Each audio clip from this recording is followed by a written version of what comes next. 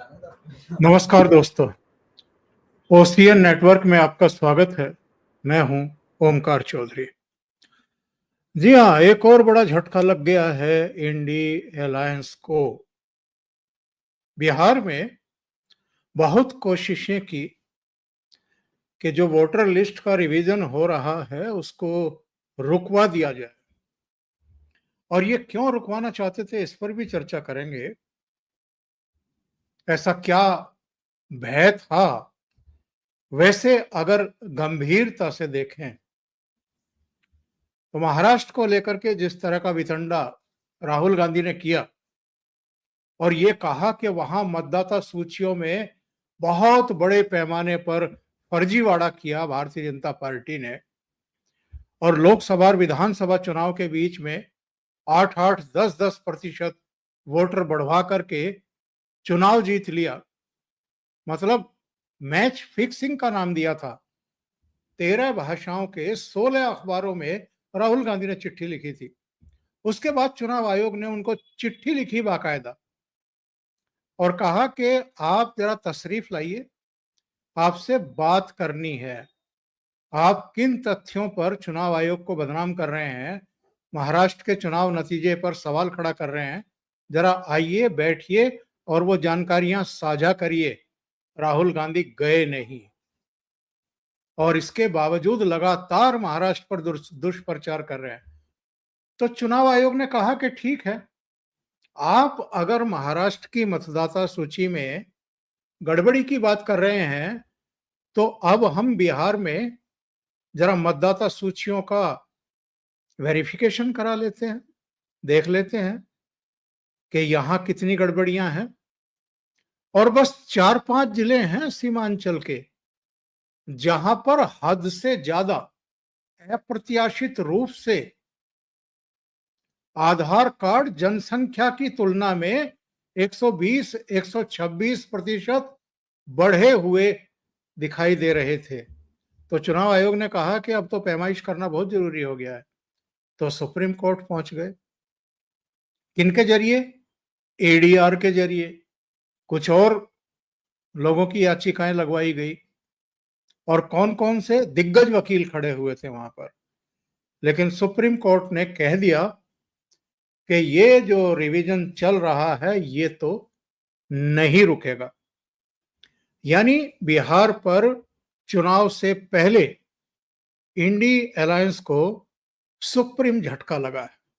मेरे साथ जुड़ रहे हैं धीरेन्द्र पुंडीर जी, तो उनसे इस पूरे प्रकरण को और जो कुछ किया गया, सुप्रीम कोर्ट तक पहुंच गए, इसके पीछे की मानसिकता को और मकसद को जरा जानने समझने की कोशिश करते हैं। धीरेन्द्र जी, बहुत स्वागत है। नमस्कार। तो ये पूरा प्रकरण क्या है साहब? मकसद क्या था सुप्रीम कोर्ट तक की दौड़ का, और अल्टीमेटली हासिल क्या हुआ? दरअसल पिछले कुछ समय से विपक्ष एक कोशिश कर रहा है कि वो एक मुद्दा ढूंढ सके जो बीजेपी के विजय रथ को थाम ले। उसमें रीजनल पार्टी भी शामिल है, उसमें केंद्र कांग्रेस भी जो मुख्य विपक्षी दल बन चुकी है वो भी शामिल है। लेकिन आप देखेंगे कि बीजेपी को अगर कहीं कहीं रोक पाए तो रीजनल फोर्सेस तो रोक पा रही हैं, लेकिन कांग्रेस कहीं भी, हिमाचल को अगर हम छोड़ते हैं तो इसके अलावा कांग्रेस कहीं भी रोक पाने में कामयाब नहीं हो रही है जहां बीजेपी है। अब वो राहुल गांधी के पास जो भी कुछ ले दे के रिकॉर्ड है, मतलब होना तो ये चाहिए कि एक मुख्य विपक्षी दल के नेता का काम ये होता है कि वो नए नए इश्यूज निकालते रहें ताकि जनता किसी एक इशू पर, जो जनता की परेशानियां होती है उनमें से एक इशू पर जुड़ेगी और फिर वो कारवां बना लेगी, यानी सत्ता तक जाने की आपकी अभिलाषा पूरी हो जाएगी। हो क्या रहा है कि उनका रिकॉर्ड एक चीजों पर अटक रहा है, वो बार बार ये कोशिश कर रहे हैं और ये बात उनको समझ में नहीं आ रही है कि इस देश की हर एक संस्था पर अगर आप सवाल उठा देंगे तो कल को चुनाव कौन सा विदेश आके कराएगा, संयुक्त राष्ट्र संघ की मान्यता में चुनाव होंगे, इस देश में होगा क्या? इस देश को अफ्रीका में तब्दील कर देने की एक पूरे जो इकोसिस्टम की कोशिश होती है, खासतौर से जो विदेशों में जो हम लोग, मैं उसका बहुत ज्यादा इस्तेमाल नहीं करता हूं, लेकिन मैं एक सिर्फ मुहावरे के तौर पर कह रहा हूं कि जो सोरोस अगर ये चाहती है कंपनी की इस देश को अस्थिर किया जाए, तो ये सारी मांग उधर जाती है, क्योंकि आपको किसी एक से तो संतुष्ट होना पड़ेगा। अभी ये सुप्रीम कोर्ट के ऊपर भी सवाल उठ जाएंगे, अभी सुप्रीम कोर्ट को भी कुछ भी कह दिया जाएगा, जो फैसला उनके हक में नहीं होगा। जब तक रंजन गोगोई बाहर निकलकर वहां पहुंचते हैं, उसमें प्रेस कॉन्फ्रेंस करने, जो एक बहुत ही विलक्षण था, कभी आज तक हुआ नहीं, ऐसे सिटिंग जज वहां पहुंच गए, तो तब तक तो इनके प्यारे थे वो। लेकिन जैसे ही अयोध्या मामला आता है तो उनके दुश्मन हो गए वो अचानक, ये जैसे राज्यसभा में भेजा गया तो दुश्मन हो गए। तो ये दरअसल एक तरह का, जो सीधे तौर पे कहे, हर एक संस्था जो उनको राजा नहीं मान रही है, वो एक तानाशाहपूर्ण काम कर रही है, और उसका भारतीय संविधान में यकीन नहीं है। एक कोशिश ये लंबे समय से मैं देख रहा हूं, मतलब मुझे ऐसा फील हो रहा है जो पॉलिटिकली मैं जब देखता हूं, क्योंकि इस कोशिश में 2024 में चूंकि एक जिस तरह से इनके हिसाब से इनको कामयाबी मिल गई, क्योंकि इन्होंने बीजेपी को अकेले बहुमत लेने से रोक दिया। बीजेपी को बहुमत लाने से, सत्ता में आने से नहीं रोका, चूंकि अकेले बहुमत लाने से रोक दिया। इसको वो इतनी बड़ी खुशी मान रहे हैं, इतनी बड़ी कामयाबी मान रहे हैं कि अब उसके बाद उनके उससे वो चश्मा उतर नहीं रहा। जबकि पहली क्लास का बच्चा ये बता सकता है कि 99 और 240 में कौन सी संख्या ज्यादा है। अगर वैसे भी नहीं होगा तो वो ये देख लेगा कि इसमें दो जो संख्याएं हैं और इसमें तीन है, 3 अंक हैं, तो इन्हीं अंकों से वो समझ जाएगा, बाकी तो छोड़ दीजिए। लेकिन वो राहुल गांधी, मुझे लगता है कि अभी उसको भी नहीं समझना चाहते, क्योंकि उनका जो तमाम वो है, वो अब उसमें क्या है, रीजनल पार्टी के आपको साथ खड़े रहना है। रीजनल पार्टी कौन है? वहां आरजेडी है। आरजेडी सिर्फ जातिवाद के आधार पर बनी हुई पार्टी है। जिस वक्त पिछड़ा वर्ग पूरा इकट्ठा होने की कोशिश, चूंकि जो पॉलिटिकल चर्निंग के साथ सोसाइटी भी उस समय चेंज हो रही थी, उस सोसाइटी चेंज के दौरान एक पिछड़ा वर्ग ओबीसी को सीधे तौर पर लगा, नीचे से लेके ऊपर तक, कि हमारे साथ तो इतने लंबे समय से, जो भी उनको लगा, पॉलिटिकल एक मोटिव मिला और वो इकट्ठे हो गए और ये बदलाव आया। लेकिन विशुद्ध तौर पर जातिवाद के आधार पर लोगों ने देखा कि पिछड़ा वर्ग कुछ नहीं था, वो सिर्फ यादव राज उस पूरे मसले में किया गया। सीधे तौर पर, मैं तमाम यादवों की बात नहीं कर रहा हूं कि भाई उनका सबका, लेकिन जो एक मैसेज होता है, क्योंकि हम लोग औसत पर ही बात करते हैं, यहाँ एक्सेप्शंस पर बात नहीं होती। और धीरे धीरे जो समाजवादी इकट्ठे हुए तो वो सब जातिवाद के अलावा कुछ नहीं, उनको अपने माई समीकरण को आगे बढ़ाना है, क्योंकि बिहार ये कई बार डिसाइड कर चुका कि इसमें कुछ ना कुछ जाति जोड़ी जाएगी, नहीं तो नीतीश कुमार की बैलेंसिंग व्हील जो है वो जिस तरफ जाती है उस तरफ जुड़ जाता है। और इसीलिए वो एक ऐसा इमोशनल मुद्दा उठाना चाहते हैं कि जो उनके जातिवाद के ऊपर कोई ऐसा पेंट कर दे कि बाकी भी उसमें अपनी हाँ में हाँ मिलाएं। वो अभी तक संभव नहीं हो रहा था, अचानक ये शुरू हुआ और इनको लगा कि शायद ये एक टेस्टिंग है, तो ये टाइप एंड टेस्टिंग की गई। इन्होंने अपने विरोध प्रदर्शन किया, और आप ये सोचिए कि जब सुप्रीम कोर्ट में बहस होनी थी उससे पहले आपने एक बहुत बड़ा प्रेशर क्रिएट करने की कोशिश की, जब आप जाम लगाते हैं, तमाम चीजें करते हैं, जबकि अगले दिन उसमें सुनवाई है। तो मुझे लगता है कि वो जो मुद्दा ढूंढने की कोशिश थी, उसको लेकर वो सुप्रीम कोर्ट पहुंचे। सुप्रीम कोर्ट ने कुछ चीजें जो है साफ की हैं, कुछ चीजों पर उसने अभी वो छोड़ दिया है, जिसको मैं कहूं कि एक धुंध सी दिख रही है। जैसे एक चीज तो साफ हो गई कि आप उसके राइट को चुनौती नहीं दे सकते, वो आयोग कराएगा और पूरे देश में कराएगा, क्योंकि उसने ये भी कहा कि आप ये पूरे देश में भी करा सकते हैं, तो पूरे देश में करेगा। उसमें अगर आप जाएंगे 326 में, तो उसमें जो एक इसके पास राइट है, क्या देखता है, एक तो कोई गैर भारतीय वोट ना कर सके।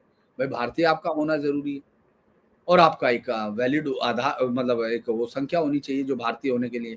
तो उस पर उन्होंने तंज जरूर कसा कि आप इसकी वो जांच नहीं कर सकते, क्योंकि सीधे तौर पर जो मुख्य चुनाव आयुक्त ने परसों जो जब बोला था, तो उन्होंने कहा था कि कोई गैर भारतीय वोट नहीं दे सकता है।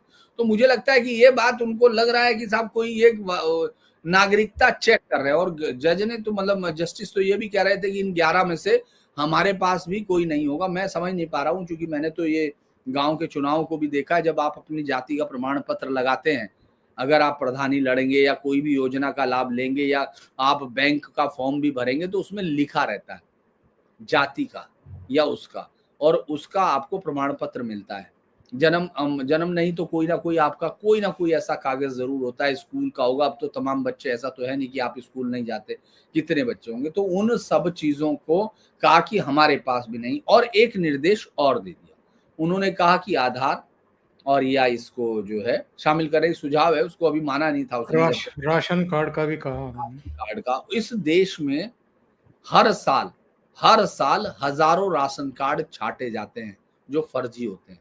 ये रिकॉर्ड में, मैं नहीं कह रहा हूं, ये सब कोई भी आदमी जाके चेक कर सकता है।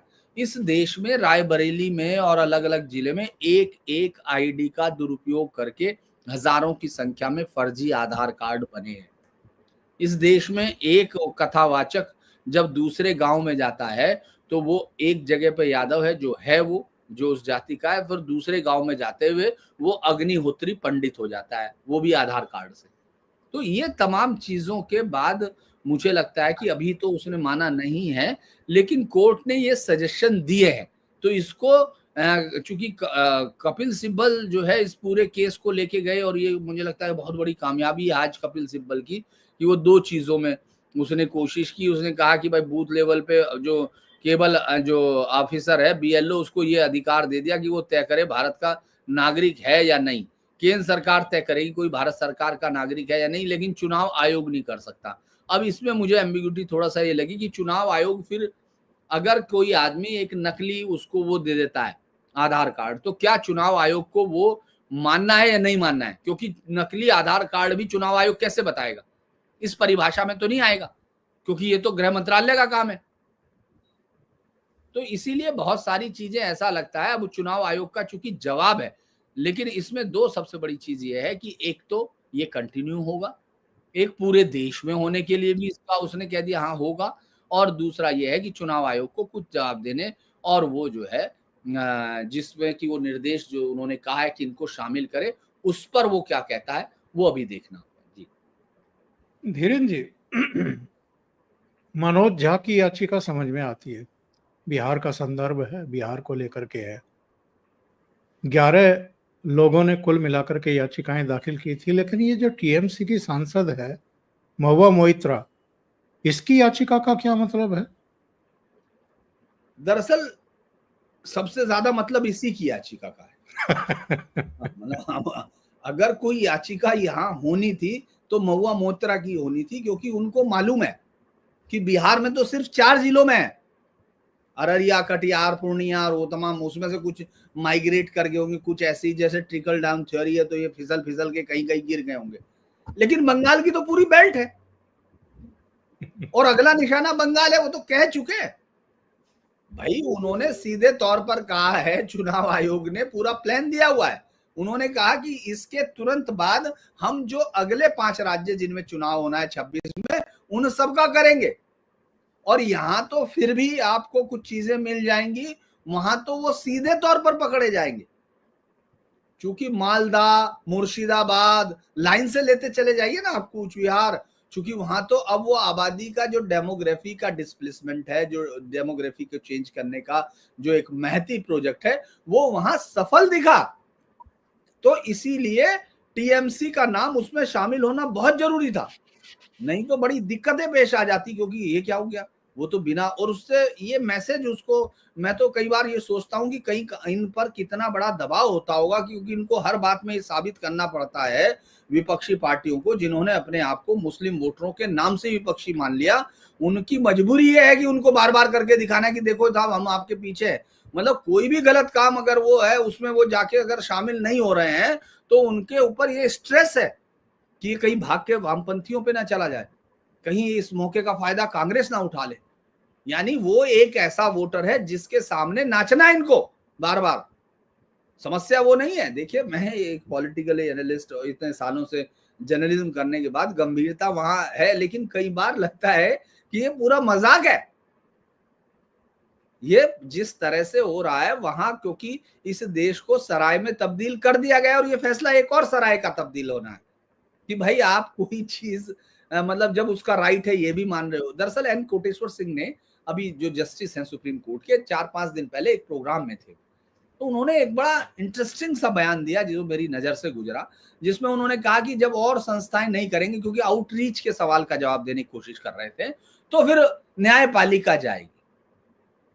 अरे भाई, कल को पुलिस वाले नहीं है तो कौन सा न्यायाधीश जाएगा वहां अगर हड़ताल हो? ये कोई लॉजिक्स नहीं है, आपका आउटरीच है। हो सकता है कि कोर्ट को ये लग रहा होगा, बहुत सारी चीजें हो सकता है क्योंकि हमको ये लग रहा हो, लेकिन अगर इस पर कोर्ट जो है पूरा प्लेन गो अहेड दे देता, जैसे मैं हंस रहा था अभी, उसने रोक लगाई है जैसे उस फिल्म पर, जो उदयपुर फाइल पर अभी सरकार को भेज दिया, हाई कोर्ट ने उस पर रोक लगा दी कि नहीं होगी, वो रिलीज नहीं होगी, कल नहीं होगी। तो मैं हंस रहा था जैसे ही जब मुझे एक रिपोर्टर ने फोन करके कहा, क्योंकि मैं इसको ट्रैक कर रहा था, उसने कहा कि सर उस पर रोक लग गई है ये, तो मैंने हंसते हुए कहा कि अगर नहीं लगती तो आश्चर्य हो जाता लोगों को कि ये क्या हो गया। मतलब आप सोचो, कोर्टों की आदत लोगों की नजर में ये हो गई, और उसको ये समझ में नहीं आ रहा कि कभी ये लग रहा होगा कि वो सेकुलर आइडिया या universally accepted law of humanity, ये सब चीजें नहीं। आप जैसे ही गोगोई होते हैं ना, उनके निशाने पे आप तभी रहते हैं, आपको सिर्फ उनका काम करना है, कानून वानून का कोई मतलब नहीं है, जो मैं चाहता हूं वही होना है, इसके अलावा कुछ नहीं होना है। आसाम में अभी तो दो अगले राज्य जो है आसाम है और पश्चिम बंगाल है, जो मेजर है, जहां अवैध घुसपैठियों की समस्या जो है सिर्फ वो कागजों में नहीं है, वो आपकी आंखों में चुभती है जब आप उन इलाकों में जाएंगे। क्योंकि मैंने वो सारे जो जहर जिले जिले की कवर किए हुए हैं, तो वहां की समस्याएं आंखों से दिख जाएगी जो भी आदमी जाकर देखेगा। तो लिहाजा टीएमसी को मालूम है, देखिए 4% का अंतर था सर, 4 से 5%, अगर हम लोग 39 पॉइंट समथिंग और 44 पॉइंट समथिंग टीएमसी को मिला था, तो वो जो बढ़ा हुआ वोट था वो कहां से आया था? वो complete shifting of Muslim vote था। अगर वो वोट वापस चला जाता, यानी नहीं आता, आप उसको ये सोचिए कि अगर कांग्रेस या जो कांग्रेस और लेफ्ट का पिछले गठबंधन था, अगर वो वहीं रह जाता, वो अपने वोट को होल्ड कर लेते, तो क्या आपको लग रहा कि सत्ता में होती टीएमसी? तो ये बहुत बड़ा फाइन बैलेंसिंग पॉइंट है। इसीलिए आप ये मान के चलिए कि आरजेडी ने ये जो डाला था या एडीआर ने डाला था, ये इसलिए डाला था कि मैडम महुआ मोइत्रा वहां फाइल कर सके, इसीलिए हुआ। ये सबसे बड़ा जो पेंच है वो पश्चिम बंगाल का ही है, और बिहार के तो बस ये गिने चुने 4-5 जिले हैं, 4 ही जिले हैं, जिनमें पिछली बार असदुद्दीन ओवैसी के 4 या 5 एमएलए जीत के आए थे। 4 आरजेडी में चले गए थे वापस। एक अख्तरुल इमान जो जीता था इमाम, वो इस बार अध्यक्ष है और लोकसभा लड़ा था, वो 26% वोट मिले थे उसको। लेकिन और देखिए, असदुद्दीन ओवैसी ने कहा कि ये बैकडोर से एनआरसी लाई जा रही है। एक और चीज मैं आपको बता रहा हूँ कि ऐसा क्यों हो रहा है कि ऐसा लगता है कि बीजेपी जैसे पॉलिटिकल उनसे नहीं लड़ रही है। मैं बीजेपी की मतलब हिमायत या कुछ करने के लिए नहीं बैठा हूँ, लेकिन मैं कई बार सोचता हूँ कि क्या कोई पार्टी, चूंकि हम लोग जनता पार्टी को भी देख चुके, हम इन तमाम पार्टियों को देख चुके जो रीजनल पार्टियां हैं, जिनको ये एड्रेस नहीं है, जो इस बात को छुपाना चाहती हैं कि ये जो अवैध अतिक्रमण है ये भी मानवता में छुप जाएगा, दंगों में वो भी उनके खिलाफ हो जाएगा। तो कई बार ये लगता है कि असदुद्दीन ओवैसी या ये तमाम लोग जो जिस तरह का एक नैरेटिव तैयार करते हैं, क्या वो वाकई एक बहुत कोई शख्स है जो पीछे बैठ के सोचता है कि इस देश के खिलाफ सब चीजें इकट्ठी करके टुकड़ों में यहाँ कर दिया जाएगा? ये बहुत ही कई बार होता है, क्योंकि आप ये सोचिए कि अगर कोई देश 2 हिस्सों में बटा है, दुनिया के किसी भी देश में, मैं ये मान रहा हूं कि आप हिटलर की प्रतिमा लगाने जैसे आइडिया दे रहे हैं, अगर इस तरह के दे रहे हैं, कहां लगाना चाहते हैं? इजराइल में, जिसने 60 लाख यहूदियों को मार दिया था, आप उसको नायक बनाने की बात कर रहे हैं। इस तरह के आइडिया हैं, क्योंकि 30 लाख लोग मर गए थे डिवीजन पे, लेकिन आपके किसी भी पॉलिटिशियंस के पेट में दर्द नहीं होता। यहां तक कि बीजेपी को भी अगर मैं ये कहूं तो वो कई बार आपको लगता है जैसे वहां जाके, क्योंकि अब जिसको श्रमिक को बनाया है पश्चिम बंगाल में, उसके बयान ये लगता है कि कोई सेकुलर लीडर को वहां इस बार मोदी जी ने भेजा है, जिम्मेदारी दी है। क्योंकि शुवेंदु तो फिर भी सीधा टकराने की कोशिश करते हैं, और आपको धीरे धीरे जो बीजेपी का कोर वोटर है वो निराश होता है। भाई आपको ये उत्तर प्रदेश की जो हम लोग कल चर्चा कर रहे थे, तो आप सोच के देखिए कि सिर्फ योगी अकेला काम ये नहीं कर रहे कि उनको चुनाव में जीत हासिल करनी है या सिर्फ विकास के नाम पर। उनको मालूम है कि इसके नीचे बारूद है, वो बारूद की सुरंगों को वो करना है, उनको माइंस को डिफ्यूज करना है जो बिछाई हुई है। जो अवैध अतिक्रमण है इस देश में, वो है इस देश में रहते हुए देश के खिलाफ काम करना है, पाकिस्तान के झंडे लहराना है, दंगे करना है, हिंदू उन पर त्योहारों पर वो है खाने में थूकना है। ये सब एक मॉडस ऑपरेंडी के हिस्से हैं। धर्मांतरण के लिए आप ये सोचो कि इतना बड़ा दिमाग लगाना कि जो मानसिक तौर पर अविकसित है, जो विधवा, जो एक घर में अकेली, इतना दिमाग लगाना और उसके लिए पैसे मिलना। क्या आप मुझे एक हिंदू संस्था बता सकते हैं? मैं आपसे पूछना चाहता हूं सर कि क्या एक हिंदू संस्था आप मुझे बता सकते हैं जो ये कह रही हो कि नहीं मैं धोखे से हिंदू धर्म बनाऊंगी और मैं ये करूंगी? घर वापसी तक पर तो लड़ाई हो रही है, लोग कह रहे क्यों वापस ला रहे हो, हिंदू ही वापस। और ये एक केस है। तो ये दरअसल ये एक सिस्टम है जिसको समझना जरूरी है, क्योंकि आप ये देखिए पिछले कुछ समय से एक और ट्रेंड हम जो पकड़ते हैं, जिसको मैं फिर यहाँ जोड़ रहा हूँ, वो ट्रेंड ये है कि आखिर ओवैसी क्यों घुटनों के बल बैठ रहे हैं। ये सोचने की जरूरत है। जब आपको आपके 20 सीटों पर लड़के आपने 5 सीटें हासिल कर ली, आप 50 सीटों पर लड़ सकते हैं उन जिलों में, तो आप क्यों घुटने टेक रहे हैं? क्यों? क्योंकि ये तय हो गया कि मुस्लिम वोटर्स लगभग मुस्लिम लीग के स्टाइल में वोट करके, जो एक सेकुलर क्रेडेंशियल चेहरा है, वो जानता है कि नहीं हरा सकते। अच्छा, आपने ये कभी सोचते हैं कि वहां 5 क्यों जीत गए थे? क्योंकि वहां मुस्लिम अपने वोट से जिता रहा था, तो वो अपने नायक को वोट देगा। असदुद्दीन ओवैसी मुस्लिम है। देखिए ये बातें जाकिर नाइक बहुत साफ बताता है आपको, चाहे चूंकि हम लोग जब सच्चाई से आंख चुराते हैं तब ये होता है। मैं पॉलिटिकली आईडी की बात कर रहा हूं, क्योंकि आपने अच्छे मुस्लिम्स लीडर को कभी खोजा ही नहीं। आपने चाहा कि जिसके पीछे जो बीन बजाता है, याद होगा वो कहानी कि वो बांसुरी वाला जब मोहल्ले के सब बच्चों को अपने साथ ले जाता है, बांसुरी बजाता है, उसके पीछे सब जाते हैं। तो उस तरह से जो ये इकट्ठा कर रहे थे, आप उनको क्रिएट करते रहे। आपने एक ऐसी लीडरशिप डेवलप नहीं की जो रेशनल आइडिया के साथ हो। दंगों में भीड़ हो जाएगी वहां अच्छा ये सोचिए कि आप जो हजारों की भीड़ आती है जब आतंकियों का जनाजा निकलता है, वो कौन सी भीड़ होती है? वो किस चीज की वो कर रहे? तो ये बहुत बड़ा सवाल है और ये संकट का सवाल है। मैं दर्शकों को जरा एक फिगर देना चाहता हूं, फिर हम आगे बढ़ेंगे। कुल मिलाकर के बिहार में मतदाताओं की संख्या है 7,89,00,000।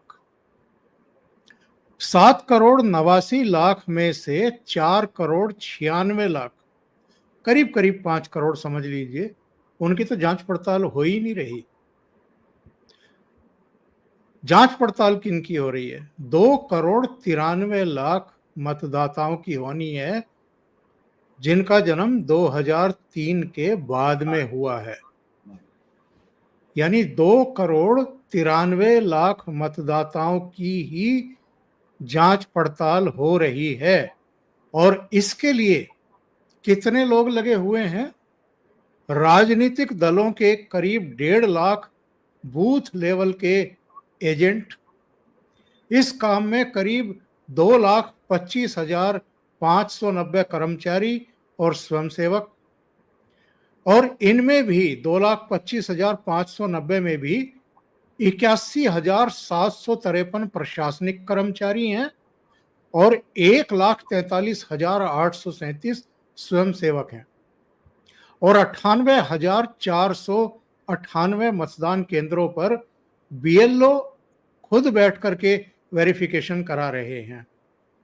और कपिल सिब्बल, अभिषेक मनु सिंघवी जैसे लोग वो सुप्रीम कोर्ट में कुछ इस तरह का माहौल बनाने की कोशिश कर रहे थे कि साहब कितना कम समय है, इतने कम समय में ये वेरिफिकेशन कैसे हो जाएगा, और अभी मतदान से पहले ये सब कराने की मतलब मतदान जब निपट जाए तब वेरिफिकेशन कराएंगे आप मतदाताओं का? कोई तर्क लगता है आपको इसमें? दरअसल मैं यही कह रहा हूँ कि एक आउटरीच बहुत ज़्यादा है। आप ये नहीं पूछ रहे हैं कि क्या ये संसाधन है या नहीं है, क्योंकि ये समय तो उसके साथ है ना कि आपके पास संसाधन कितने हैं, आप कितने लोगों को इस्तेमाल कर रहे हैं, आप किनको इस्तेमाल कर रहे हैं, आपके पास क्या कितना कि आपका मॉडस ऑपरेंडी क्या होगा कि आप ये सब कर रहे हैं। यार एक चुनाव भी आपको तो ये होना चाहिए, आप फिर क्यों करते हैं वो सुनवाई कि जिसमें वो 70 वोटों से कोई चुनाव जीत गया, तो फिर आप क्यों 70 पे बार बार गिनना चाहते हैं? छोड़ देना चाहिए, क्योंकि जीत गया, क्यों सुनते हो भैया? अगर आपको ये लगता है कि ये चुनाव तो ऐसे ही हो जाने दो, जब आपके पास समय होगा तो करना। भाई एक भी चुनाव में गलत क्यों जाए? आपको तो ये कहना चाहिए कि आप संसाधन बताइए, विपक्षियों को आप ये साफ उनको कन्विंस कीजिए कि हमारे पास ये है। वो नहीं आते तो हमारे पास आ सकते हैं, हम देखेंगे कि संभव है कि नहीं है। आप उनको कह रहे हो कि इस समय आइए, तो विपक्षी पूरी लाइन है, आप यही बाई कर रहे हो ना, क्योंकि तब आप एक जो ओवर रीच है वो कर रहे हैं। आप खुद मान रहे हैं कि उसका काम है, लेकिन उसको करने नहीं देना, कैसे करना है वो ये उसको नहीं तय करना।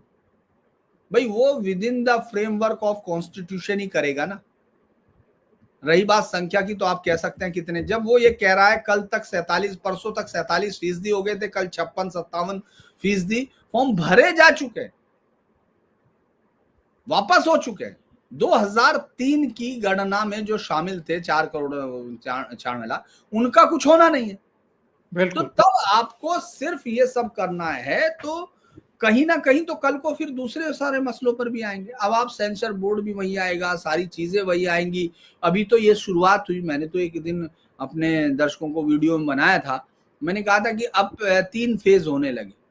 पहले चुनाव से पहले वहां जाते हैं, फिर चुनाव के वक्त जाते हैं, और फिर चुनाव हारने या जीतने के बाद जाते हैं। यानी अब सुप्रीम कोर्ट ही, मतलब ना चुनाव आयोग की जरूरत रहनी चाहिए थोड़े दिन बाद, ना किसी चीज की। सुप्रीम कोर्ट में ही पर्चियां भर दो, वही तय कर देंगे। क्योंकि ये कोई प्रोसेस नहीं है, ये एक किसी डेमोक्रेसी का ये राइट है, वो जा सकते हैं। मैं फिर कह रहा हूँ, ये भी हमारे लोकतंत्र की उससे ही भाई विद इन कॉन्स्टिट्यूशन होगी तभी तो वो उसने एडमिट की। जो सुप्रीम कोर्ट ने वो एडमिट तो तभी किया है, लेकिन बाकी संस्थाओं पे अगर विश्वास मारा जाता रहा इसी तरह से, तो मुझे लगता है लोग तो किसी भी चीज पे यकीन नहीं करेंगे। ये तो समस्या बिल्कुल है। सही। बहुत बहुत धन्यवाद धीरेन जी। वैसे मैं शो खत्म करने से पहले एक जानकारी दे दूं, आज ही मैं इसको शेयर भी कर देता हूं अपने दर्शकों के साथ। और कोर्ट्स जो हैं वो किस तरह के काम कर रही हैं, जरा ये भी देख लीजिए। ये भास्कर की हेडलाइन थी कल की। कन्हैयालाल हत्याकांड पर बनी फिल्म पर रोक से सुप्रीम कोर्ट का इनकार, कहा आपत्ति है तो हाई कोर्ट जा सकते हैं। 11 जुलाई को रिलीज होगी उदयपुर फाइल्स। सुप्रीम कोर्ट तो रोक लगाने से इनकार करता है और हाई कोर्ट रोक लगा देता है। ये अजीबोगरीब स्थितियां नहीं है। दरअसल सुप्रीम कोर्ट ने उनको ये कहा था, वो मांग रहे थे अर्जेंट हियरिंग।